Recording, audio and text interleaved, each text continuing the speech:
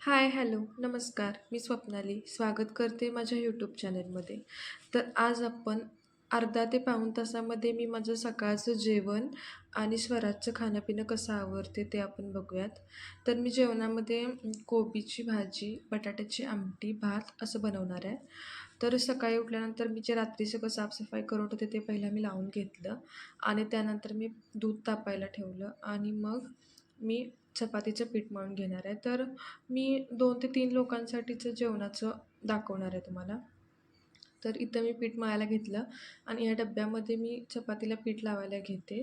तर मी त्या डब्यामधलं पण पीठ संपलेलं होतं म्हणून त्यामध्ये पण काढलं आणि परातीमध्ये पण 3 लोकांना बास होईल एवढं मी पीठ घेतलं आणि ते मी आता मळून घेणार आहे. तर चपातीचं पीठ मी सगळ्यात पहिला मळून घेते कारण ते पटकन भिजेल आणि मग बाकीचं जेवण आवरेपर्यंत चपातीचं पीठ माझं भिजून तयार होईल. मला पटपट चपात्या बनवायला बरं पडेल म्हणून. तर मी आज कोल्हापुरी ठेच्याची पण रेसिपी शेअर केलेली आहे. तर ती व्हिडिओ तुम्ही शेवटपर्यंत बघा. तर आता मी काय करणार आहे 15 मिनटामध्ये मी काय करून घेणार आहे, की जेवढं काही फोडणीला जे चिराचिरीचं जे काही काम असतं ते मी सगळ्यात पहिल्यांदा करून घेणार आहे. तर मी इथं बघा वाटाणे सोलून घेणार आहे, कोबी चिरून घेणार आहे, बटाटे चिरून घेणार आहे, कांदा, टोमॅटो सगळं चिरून घेणार आहे. तर मी पहिल्यांदा वाटाण्याच्या शेंगा जेवढ्या मला हव्या होत्या थोड्याशा त्या तेवढ्या घेतलेल्या आहेत आणि त्या मी सोलून घ्यायला सुरुवात केली.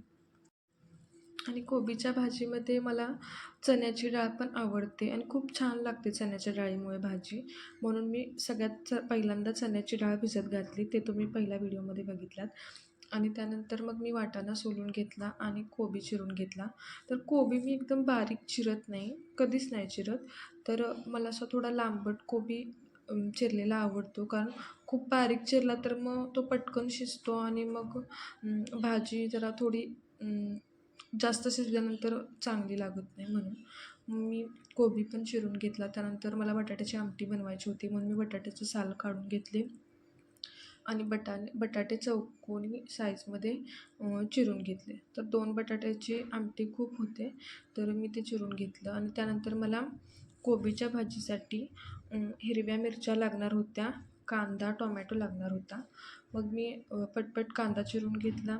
कांदा तर आमटीलासुद्धा आणि भाजीलासुद्धा चौकोनीच लागतो, त्यामुळे मी एकत्रच चिरून घेतला आणि त्यानंतर टोमॅटोसुद्धा एक चिरून घेतला आणि टोमॅटो चिरून झाल्यानंतर हिरव्या मिरच्या पण चिरायच्या होत्या. तर त्या मी हिरव्या मिरच्यासुद्धा चिरून घेतल्या. टोमॅटोच्या बिया काढून टोमॅटो चिरून घ्या. तर त्यानंतर मी लगेच किचनचा ओटा साफ करून घेतला. कारण मी ओट्यावरच चपाती बनवते त्यामुळं मला तिथं साफसफाई करणं गरजेचं होतं. तर कढई तापत ठेवायची. त्यामध्ये जिरे, मोहरी, थोडासा कढीपत्ता आणि जो आपण कांदा टोमॅटो चिरला होता त्यातला थोडा थोडा म्हणजे थोडा आमटीसाठी ठेवायचा आणि बाकी थोडा थोडा घालून घेतला आणि हिरवी मिरचीसुद्धा ते आता तेलामध्ये परतून घ्यायचं आणि थोडं गॅस मी कमी केला कारण गॅस थोडा जास्त गरम तेल थोडं जास्त गरम झालं होतं म्हणून मी गॅस कमी करून घेतला. मंद आचेवर मी कांदा टोमॅटो वगैरे असं न करपता आता थोडा गॅस मोठा करून मी पूर्ण चांगलं परतून घेतलं. टोमॅटो पूर्ण मऊ झालेला पाहिजे. त्यामध्ये मी थोडीशी हळद घातली कारण मी पिवळा कोबी बनवणार आहे आणि टोमॅटो पटकन शिजावा म्हणून मीठ 1 चमचा घालून घेतलं. तर हे मी चांगलं परतून घेणार आहे आणि मग त्यामध्ये मी कोबी घातला.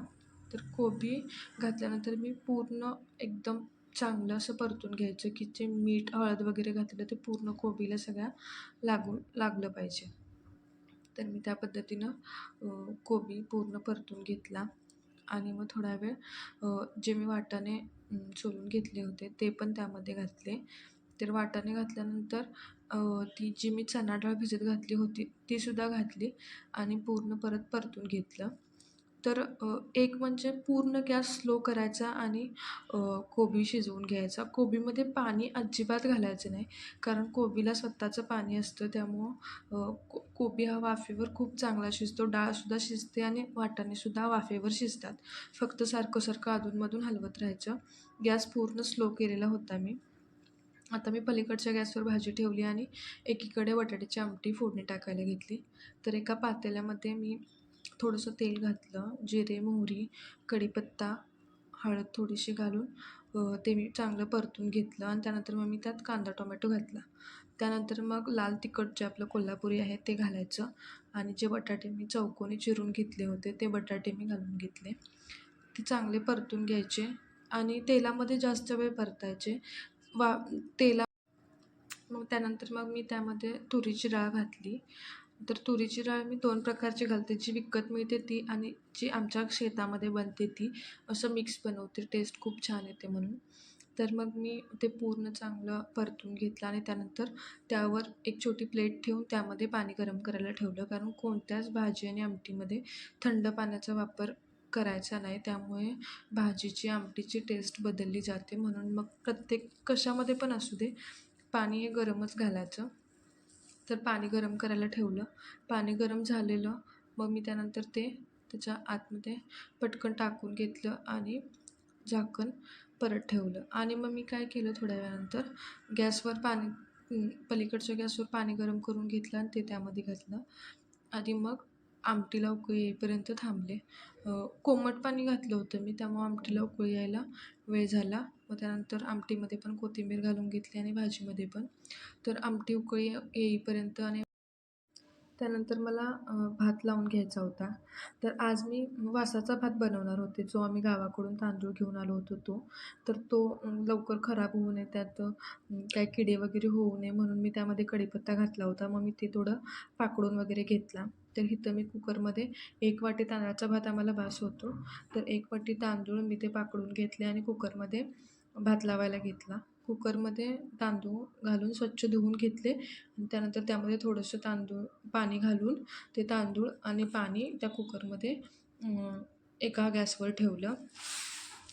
तर कुकरच्या शिट्ट्या आणि आमटी पण एकीकडे होत होती आणि भात पण एकीकडं होत होता आणि भाजी तर शिजत आलेलीच होती.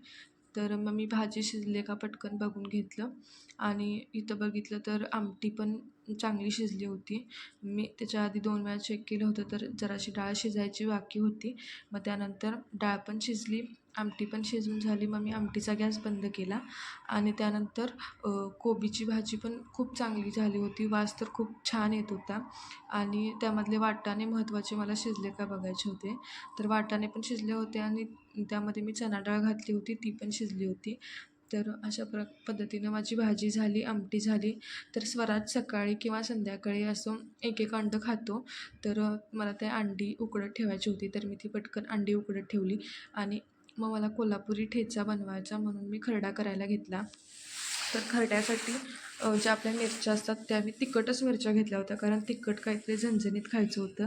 म्हणून मग मी तिखट मिरच्याचा ठेचा करायसाठी घेतल्या. तर मिरच्या मी त्या 1 मिरचीची 2 मिरच्या अशा पद्धतीनं तोडून घेतल्या आणि थोडंसं खोबरं, थोडंसं लसूण थोडा जास्त घालायचा, त्यामुळं ठेच्याला टेस्ट खूप छान येते. मग मी लसूण जास्त घालायचा होता म्हणून तो पटपट सोलून घेतला आणि लसूण, खोबरं, या मिरच्या आणि थोडेसे शेंगदाणे घ्यायचे. तर ते शेंगदाणेसुद्धा कच्चेच घालायचे, कारण आता तेलामध्ये ज्यावेळेला मिरच्या भाजतात त्यावेळेला ते शेंगदाणेसुद्धा भाजले जातात. त्यामुळं मी कच्चेच शेंगदाणे घेते. आता अंडी उकडायलासुद्धा थोडा टाईम होता. मग मी त्या अंड्याचं पातेलं पलीकडच्या गॅसवर ठेवलं आणि एका तव्यामध्ये मी मिरच्या, लसूण हे पहिल्यांदा भाजायला ठेवलं. तर त्यामध्ये काय करायचं, थोड्या वेळानंतर पहिला थोडा वेळ असं परतून घ्यायचं आणि त्यानंतर थोड्या वेळानं 1 चमचा तेल घालायचं आणि मिरच्या थोड्या जरा ठसका येऊ लागला मिरचीचा, की मग त्यामध्ये खोबरं आणि शेंगदाणे घालून घ्यायचे.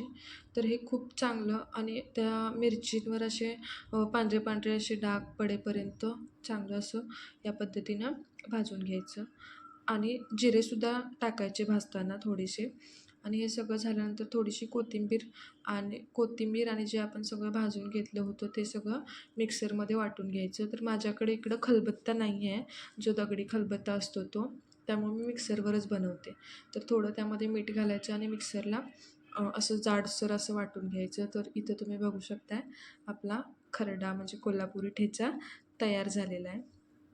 तर कोल्हापुरी ठेचा झाल्यानंतर मग मी स्वराजला पण भूक लागली होती, मग मी त्याला थोडं भरवायसाठी घेतलं. तर मी एक अंडं, थोडं दूध, भात आणि बटाटा जो बटाट्याची आमटी बनवली त्यातली थोडीशी आमटी असं मी त्याला पटापट भरवून घेतलं. आणि त्यानंतर माझं लास्ट राहिलं होतं ते म्हणजे चपाती. तर अर्धा तास होऊन 5 मिनटं झाले होते, तर मला 10 मिनटात चपाती करून किमान 45 मिनटात सगळं आवरून घ्यायचं होतं. तर मग मी चपाती पटपट बनवायला घेतली आणि चपात्या बनवून मग माझं बऱ्यापैकी सगळं काम झालं होतं. आणि मग मला भांडी जे स्वयंपाक करून जी भांडी पडली होती ती फक्त भांडी घासायची बाकी होती. तर मग मी पटापट अशा त्यांच्या 2 आणि माझ्या 2 अशा 4 चपात्या बनवायला घेतल्या. आणि स्वराजनं पण जर खाल्ली तर तो आमच्या दोघांच्या ताटात चपाती आम्ही जेवताना खातो आमच्यातलंच थोडं थोडं, त्यामुळे त्याच्यासाठी काही वेगळं असं बनवलं नाही. मग अशा 4 चपात्या मी पटापट करून घेतल्या. माझ्या 5 ते 6 मिनटामध्ये माझ्या 4 चपात्या करून पूर्ण होतात. त्यामुळे चपाती बनवायला काही जास्त वेळ लागत नाही. तर मी चपात्या पटापट करून घेतल्या आणि मग लास्टला मी जेवण काय काय बनवलं होतं ते तुम्हाला दाखवते. तर बटाट्याची आमटी ज्याची रेसिपी तुम्ही बघितलीच आहात, तर अशा पद्धतीने मी बटाट्याची आमटी बनवली, कोबीची भाजी बनवली, चपाती आणि रात्री मी गाजराचा हलवा बनवला होता. तर ती रेसिपी मी काही गडबडीमध्ये तुमच्याशी शेअर करू शकले नाही. तर तो गाजराचा हलवा, कोल्हापुरी ठेचा आणि ठेचा आहे म्हटल्यानंतर दही तर पाहिजेच. तर असं माझं जेवण मी अर्धा ते पाऊण तासामध्ये माझं पूर्ण झालं. तर तुम्ही हा व्हिडिओ शेवटपर्यंत बघितल्याबद्दल धन्यवाद. परत